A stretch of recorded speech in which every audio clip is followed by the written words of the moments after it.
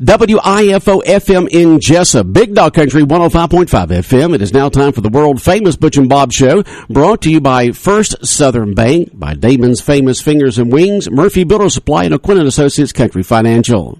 Hi, I'm Mandy Yeomans. And I'm Raymond Brown with First Southern Bank. As your locally owned community bank, we're here to help our community grow. Our customers are why we are here. You can tell we want your business. We offer all types of deposit products, personal and business. We have fast, efficient service, and yes, we have online banking too. I'm sure we have an account to fit your needs. Stop by or call us at 912-588-1010 and see how First Southern Bank can help you. Your FDIC Equal Housing Lender. Damon's Famous Fingers and Wings in Wayne County is a popular thing. To dine in or take out for one delicious meal, and with the low great prices, it's simply a steal. Famous for the variety of sauces, mild, wild, insane, or inferno. When it's time to eat lunch or dinner, Damon's Restaurant the place to go. Located in the middle of town on West Cherry Street, yes, Damon's Famous Fingers and Wings simply can't be beat. So next time you're hungry and looking for a great meal, head to Damon's Restaurant and enjoy a great deal. The number to call is easy, 588-WING, 588-9464, the real thing. Damon's Famous Fingers and Wings. Those chicken wings are a very popular thing.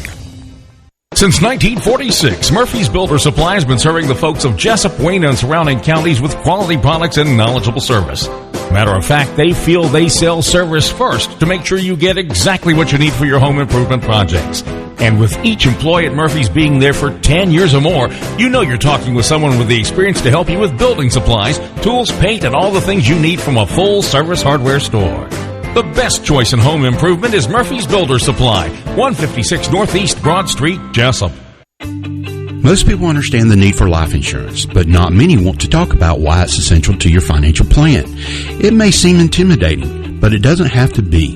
Don't get overwhelmed. Get started with Country Financial. Call me, Sean O'Quinn, today at 588-1051 and let me work with you to find life insurance that gives you the protection you need at a price you can afford. Life insurance policies issued by Country Life Insurance Company and Country Investors Life Assurance Company, Bloomington, Illinois. The following is an exclusive presentation of Jesup Broadcasting, the sports leader in Southeast Georgia. World famous. The world famous Butch and Bob Show.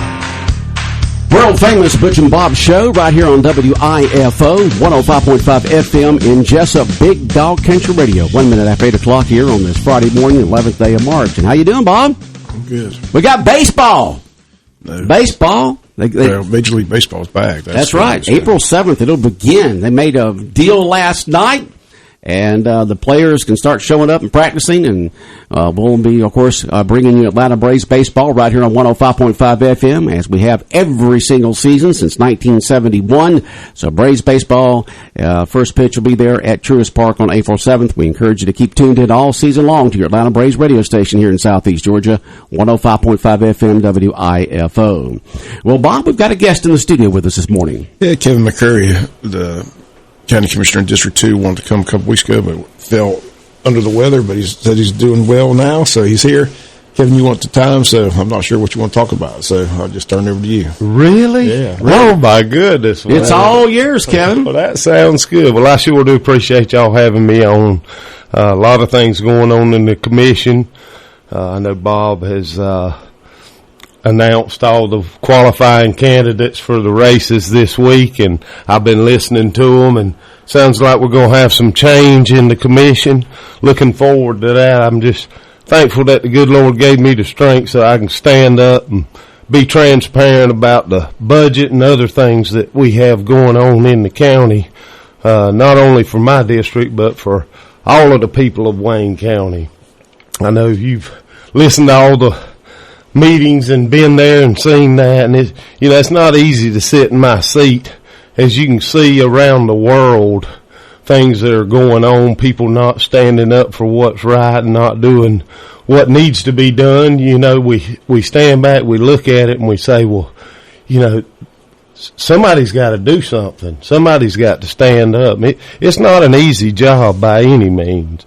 I'd much rather go to all these meetings and just vote and go along with everybody and there be no division in there, but that's not what I ran on. I ran to vote for the people and for what they want.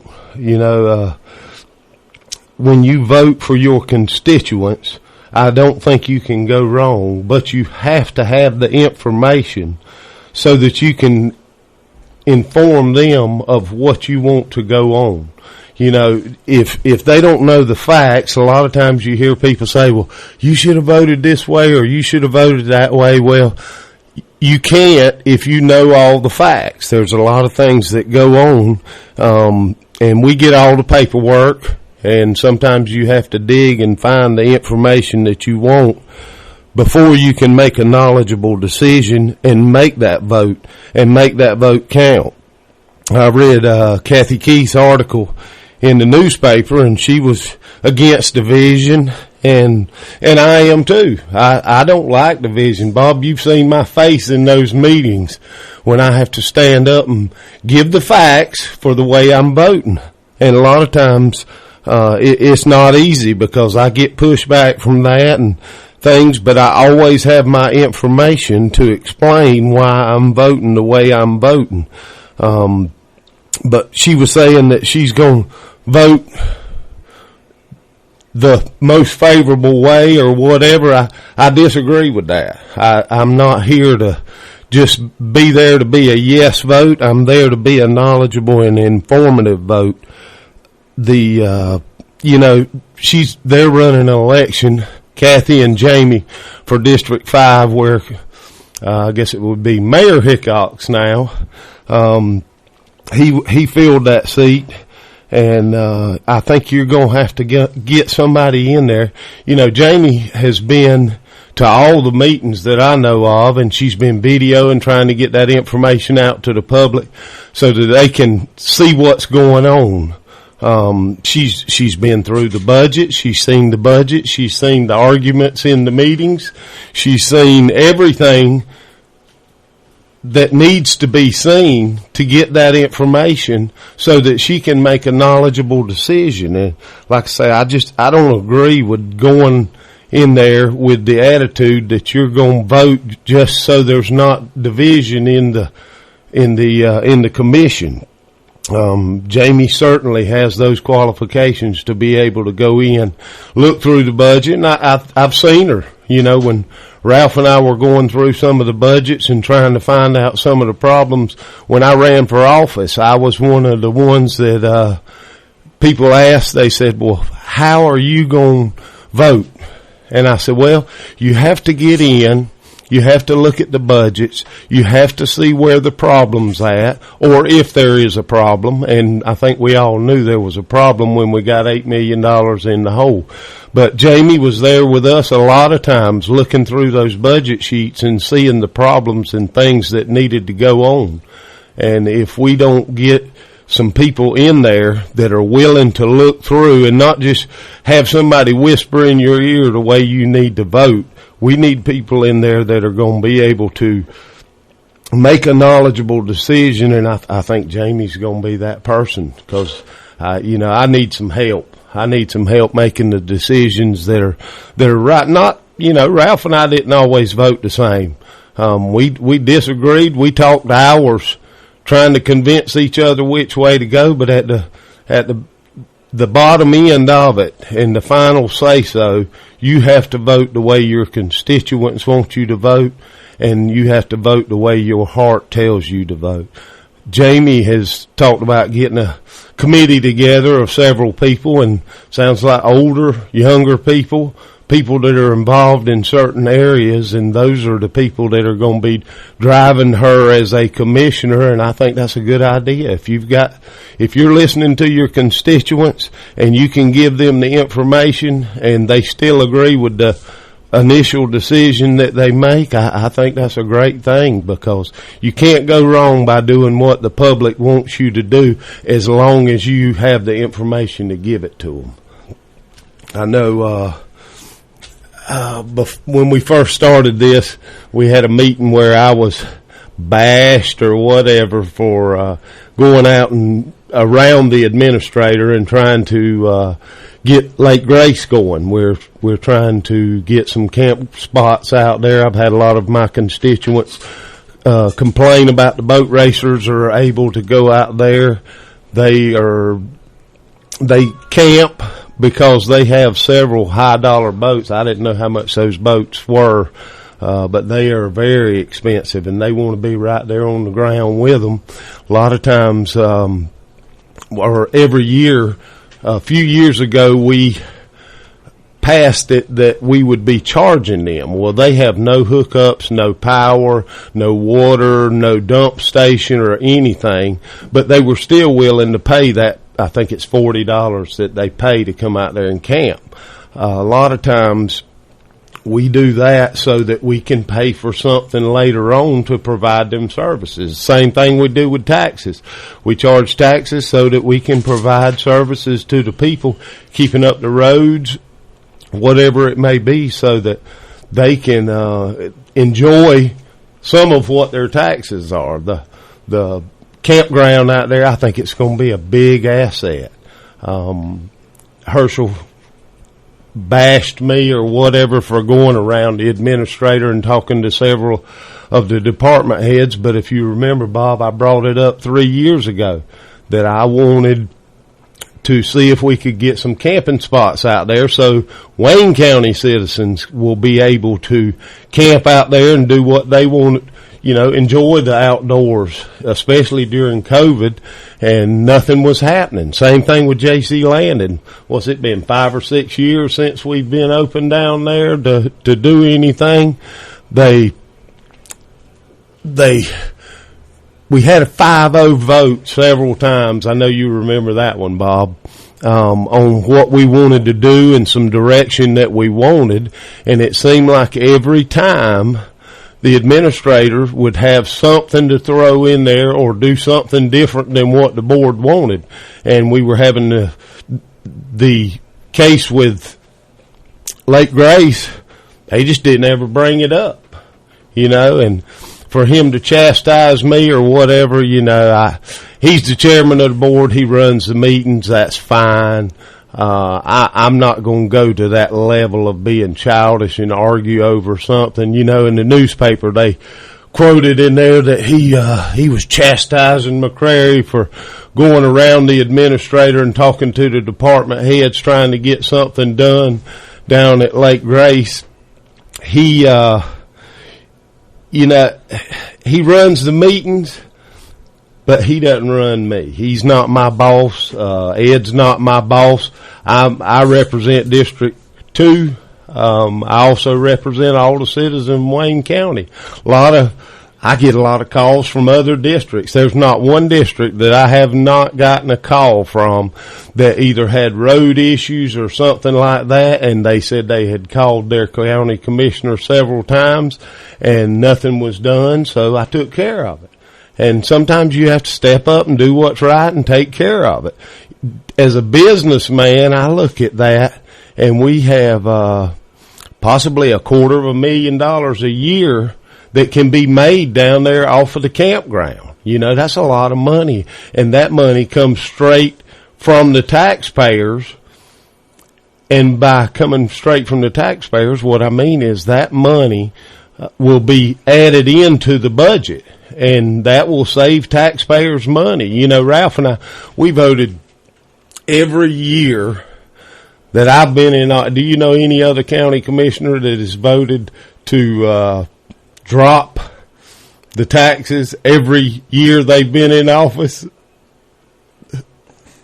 My memory's not that good these days. Oh my goodness! I want to get back to. Like I said, the chairman is basically saying that there's a procedure to follow. He was saying that you don't follow the procedure. The administrator has to be in the loop on what's going on, and that you just bypass him every time. So, how do you respond to that? Because that's basically what he's saying. He's saying there's a process you got to go through. The county commissioners have to go through the administrator if they want to get something done, as far as like the road department, things like that. That the administrator may have the road department doing something else. The commissioner calls and says, "I want you to do this." Well, they're in a bind because they've got an instruction by the administrator to do something. Then they got a commissioner call them and tell them to do something. So we used to do that we went through this when Shaq was there all the time. So, but I just want to know, like I said, that's what he was saying. There's a procedure to follow. So that's right. Well, and they said that in the newspaper and things like that. You remember Paul Harvey, the rest of the story? Right. Well, used to news, they gave you both sides of the story, and the public was able to make their own decision about what went on. Well, it doesn't happen that way anymore. The newspaper stated all of that, but they forgot one question that I asked Herschel. And the question I asked him, you don't go to any department heads to ask for help on roads or things like that? And he said, yes, I do. And so what's the difference? I don't understand why I was bashed for it when they do the same thing. Just like you said, Shag used to do it regularly. Well, he said the difference is that the administrator's in the loop. That's basically what he was saying, that you just bypass the administrator all the time. The administrator has no idea what you're doing. So he said the procedure is you have to go through the administrator. He has to be involved in what's going on with the county since he's running the county. Well, if he's talking to his department heads, he is in the loop because, I don't call 3 years. I mean, how long do you wait and not do anything? No joke, it took me 7 days to find out what we needed to do down there. I waited. When you say down there, you mean JC? Lake Grace. Lake Grace, yep, to get the camping spots in. I don't want to get confused with JC Lane. There's two different. Yeah, that's right. Well, when you say down there, people listen want to know what you're talking about. JC, you're talking about Lake Grace. Yes, and JC Land in 5 years, and they finally had to turn it over to an authority to get something done. And the same thing with Lake Grace. I decided I would step up. I called. You can ask Spec. It took us months to get to the point where both of our schedules would allow us to be there at the same time, and we could go over some of the things that I would like to see. Spec controls the SPLOST money, and that's one of the things that's supposed to be used for the citizens in recreation. And I spoke with him. I spoke with other department heads. I'm not going to deny it. I did it. Yeah, I did it. But I think that rule is put in place for an administrator that's actually going to follow through with what the will of the commission is. And we had a 5-0 vote that we wanted to get some campsites down there. When we had the agenda made up, there's hardly anything on old business. And that's one of the old business things that should be brought up and say, listen, it's been a couple of months. We had a 5-0 vote on Lake Grace, getting some camping spots, looking at possible places to put them, what we need to do. And it's never brought up again. So I got tired of waiting. And the public's tired of waiting because that $250,000 possibly a year that we will make not only provides a service for the citizens, but also can give the citizens a break on taxes. If you don't follow through with it, you're losing that money. And that's the way I look at it. Sometimes you can't go to the administrator all the time. They always talk about how busy he is and everything. Well, maybe he is busy, but I think the will of the commission needs to be done first. And if, you know me, Bob, if they're not going to do it, I'm going to bring it up. I don't know how many times I had to bring up JC Landing to try to get something done down there, to try to get the ball moving. And finally, you get tired of fighting all the time to try to get the best thing done for the county, and nothing's ever done. And, for them to chastise me for something that they do themselves is petty to me. And I don't feel like I rushed anybody. Every time I called, that's the first thing I'd ask them. When you have time, let's meet down here and look at this and see what the pros and cons are of having a campground down here and what the codes are. I spoke to a bunch of people. I even spoke to the chief engineer of the DNR, which sets up the state campgrounds, so that I could make sure that we were on the right page. And if you don't get with these key officials, that know the ins and outs, the pros and cons of things that you're wanting to do. And I hope they have done that, because I look at it as, okay, here's you another thing. There's a leak in the valve at Lake Grace. Did you know that? We had that in a meeting, and they cannot stop the flow of water. There's a valve down there. They use that valve to either drain the lake when they have issues, or to make modifications, changes, things like that have to be done. And they are, that's been almost a year ago. And that's a safety issue. If good Lord forbid, if a child or something got down there, it's pretty deep in the water, and they got stuck, the county would be liable. But that's been a year and nothing has been done, and something needs to be done. Not only that, but the level of the lake drops continually with that leak in there, and there's stumps and things like that in some of the shallower parts of the lake. That needs to be addressed. That's things on the forefront, but it seems like that the commission puts things that are not pertinent to the situation we're in now, and allows other things to go on, but not the crucial items. So where do we stand right now on a possible campground at Lake Grace? They're supposed to have information. I got my book yesterday, and they have the information. I don't know how far in depth they've gone. I did notice there are some changes. Who's they? Do what? You say they. That would be the administrator. Okay. All right. The one that was supposed to do this 3 years ago. He has done some of the work. I saw a drawing of where the campsites are at. I was wanting to put some temporary sites in for the boat racers, because, like I said, they have expensive boats. They like to be there, right there at where the 3 pavilions are at.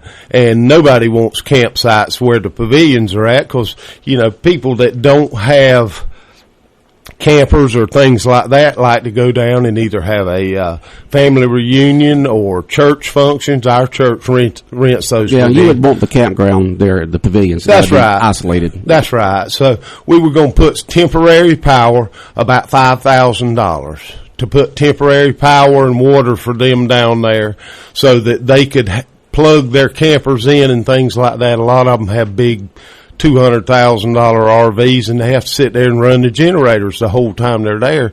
And that was what the $40 a piece was for in the beginning years ago, so that they could come in and park and not have to run their generators and things like that. But now it looks like they have moved that to where there's some campsites on down farther, and we were going to put the original campground at the, you know, there's 2 different areas where the pavilions are at. Right, there's the big one up there toward the dam, and there's a smaller one a little ways up the road there. That's exactly right. And we were going to put the campground where the smaller ones were at, because they would have, you know, when you go camping, you want peace and quiet. You want to be able to sit around and, you know, watch the river, the birds, or the lake, the animals and things like that. Well, if you're down there in all the hustle and bustle of the where they're putting boats in and things like that, you don't get that peace. And that was why I originally wanted to put it down there. Okay, Kevin McCreary in this morning, County Commissioner.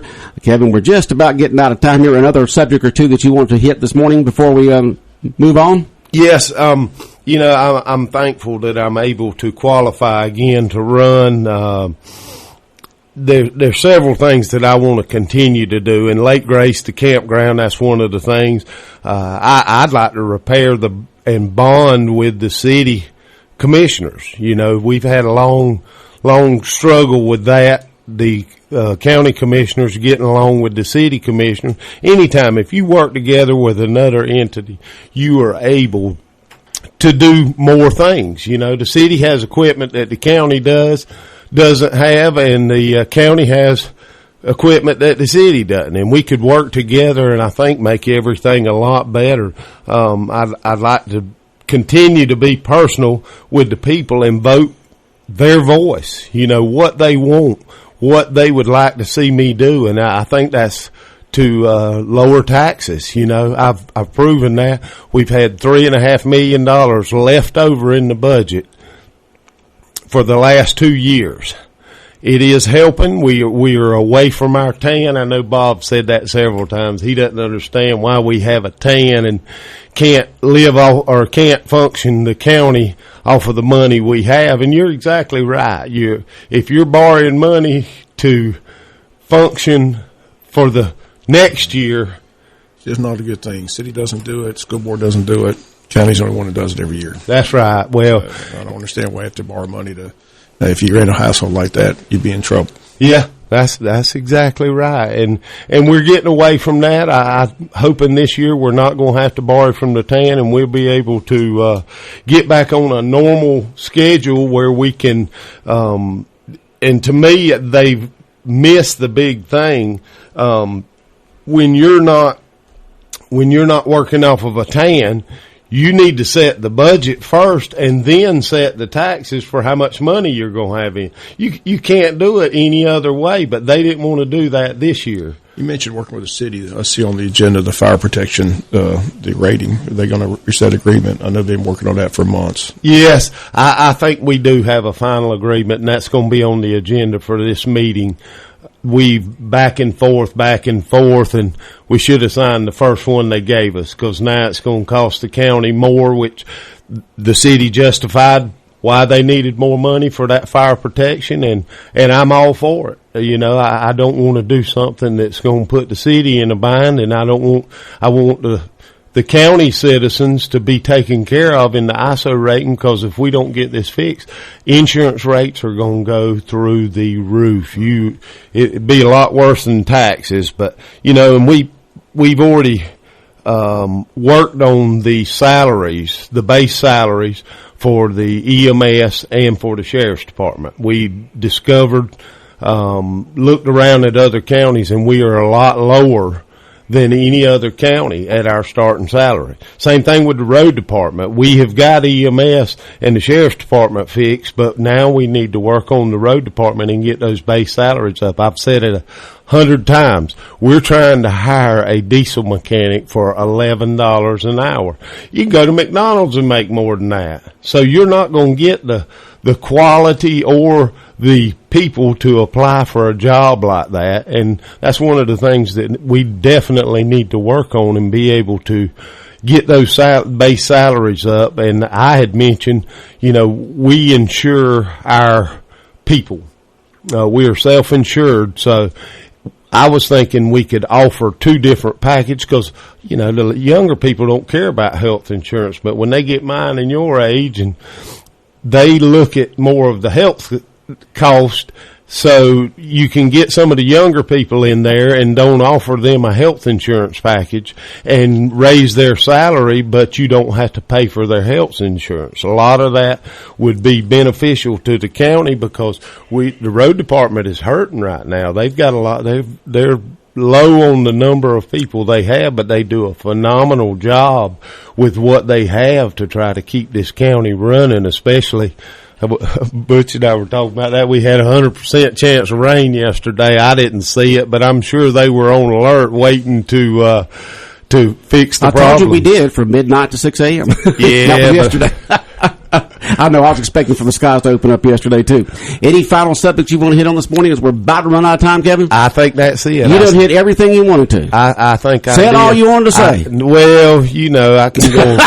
Are we going till 9 o'clock or 8:30? We're fixing to wrap it up right now. I would like to thank all the people, all my constituents in District 2 and Wayne County, because I've had a lot of them reach out to me. I want to thank my wife. She has supported me 100%. Through prayer, we decided to run again. I just want to do what's right for the county. A lot of friends and family that have helped me through this situation, whether it's good or bad. It's a tough thing to do in the seat that I'm in, to stand up for what's right, but that's what I'm going to continue to do to the best of my ability, not just frivolously, but with the being able to look through the numbers. Whatever situation it is, look at all the paperwork, talk to the people that I need to talk to get the information. Some of their advice on what I need to do and continue to do what's right for Wayne County. I sure do appreciate y'all letting me come on the Butch and Bob show. A lot of people listen to this, and this will get the word out and let them know that I'm still fighting for them, and I want to do what's right for Wayne County. And I thank y'all for letting me come on the radio and give my opinion and the facts about what's going on. Okay. County Commissioner Kevin McCrary in this morning here on the world-famous Butch and Bob Show. We'll be back with more of the show in just a moment right here on 105.5 FM in Jesup, Big Dog Country, WIFO. South Georgia weather. Here's your WIFO forecast. Cloudy, chance of showers, slight chance of thunderstorms early. Then showers likely, chance of thunderstorms in the afternoon, upper 60s. Showers, possibly a thunderstorm for the evening, near steady temperatures Friday night, mid-60s. Then Saturday, mostly cloudy, chance of rain in the morning, mostly sunny later, and getting colder. Temperatures falling to the upper 40s. Georgia Chief Meteorologist John Weatherby in the Georgia 811 Weather Center. Contact 811 before you dig. When further treatment is no longer an option, hospice can provide services to manage symptoms and difficulties caused by illness. Emotional, psychosocial, and spiritual care, as well as support to the families and caregivers, are all part of hospice care. Hospice of South Georgia has been a part of the health community in Wayne and surrounding counties since 1998. The professional yet compassionate attention provided by our staff is unsurpassed. Widely supported by donations from the local population, Hospice of South Georgia is the local nonprofit hospice in Wayne County. Our administrative office is located at 1625 Sunset Boulevard, and Hospice of South Georgia accepts anyone who meets hospice criteria, regardless of their ability to pay. Please call 912-588-0080 to speak with someone about hospice care. That was 912-588-0080. We are your hometown hospice, and we are here to serve you. Hospice of South Georgia, working to add life to your days. Big Dog Country Radio, WIFO, 105.5 FM in Jesup. We continue on with the world-famous Butch and Bob Show. We have another guest in this morning. In the studio with us is Laura Shedd. Good morning, Laura. Good morning. How are you doing? I'm doing good, and you? I'm doing great. Now, you have a business called the Art Shed, is that correct? Yes, sir. Well, tell me all about it. I just opened up January 31st here in Wayne County. And I'm offering all kinds of different things as far as portrait art. I do portraits of people and pets. I also do storefronts. And I'm actually here today because I want to speak about maybe I'm going to be trying to do an art class here pretty soon for the summer. Oh, an art class, huh? Yes. Okay. I'm going to have 3 different art age groups. One will be called Creative Kids, and it'll be from ages 8 to 12. One will be from 13 to 17 for the teenagers, and I'll also be offering one to the adult class for 18 plus. Okay, that'll be this summer. This summer, hopefully starting in June, maybe more if I can get more sponsors or more people to go ahead and pre-register and pay for their classes. Okay, and when will these classes be? How long and that kind of stuff? I'm planning on doing maybe like an hour and a half for each class. Okay. And hopefully for maybe a month or two. One time or 2 times a week, depending on, the classes. So if a person wants to further their imaginative artist inside of them, but they just don't have all the skills they want, they can come to this art class and you can help them, right? That's what I'm aiming at, is try to help people with their weaknesses, to find their weaknesses and build those strengths just by skill only. Okay, and where would the classes be held? I'm planning on going over to Miss Elaine's place over at Under the Chandelier. Okay. She's going to work with me, and possibly the train station. I've also talked to them too. It's going to be one of the two, but I'm pretty sure I'm going to be leaning over toward Under the Chandelier. All right.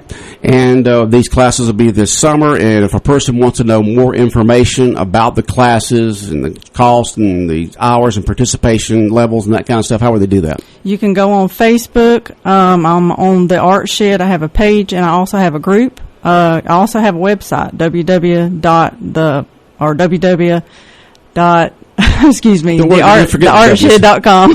Now, shed, spell your shed's a little different. It is. It's SHEAD. There's an A in there. You got to add an A in there. You have to add the A. So, once again, it's say the website again? It is theartshed.com. Theartshed, SHEAD.com. Correct. All right, in Jesup.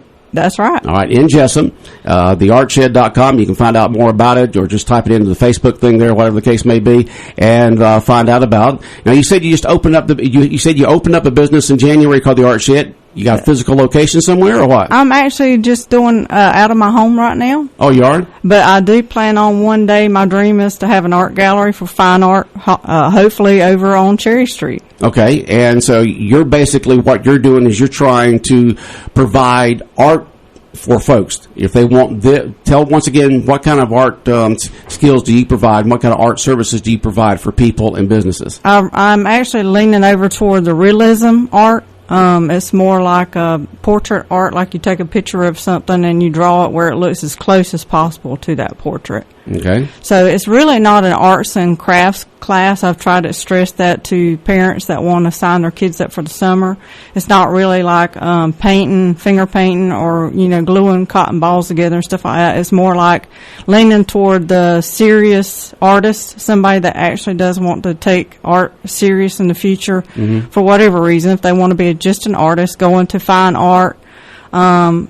I always wanted to attend Atlanta Art Institute when I was younger, and I never did get to pursue that dream. So I'm 40, almost 6 now, and I decided it's time for me to pursue my dream further in art. So that's why I decided to go ahead and open up this business January 31st. Did you say you provided art services for businesses in some sort of way? I do. I actually do storefronts. I actually just finished one this morning for Shepherd's Brew Coffee Company. I haven't even given it to them yet, but okay.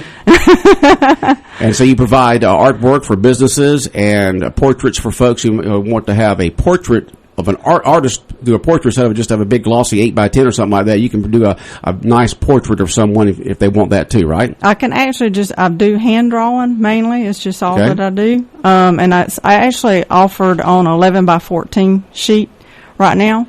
I can do smaller if they prefer, but most people like the 11x14. Okay.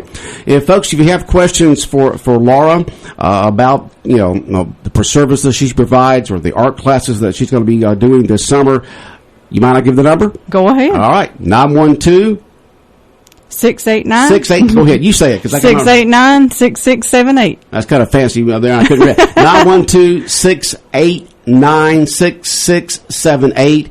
Go to theartshed, SHEAD.com, and you can find out all about it.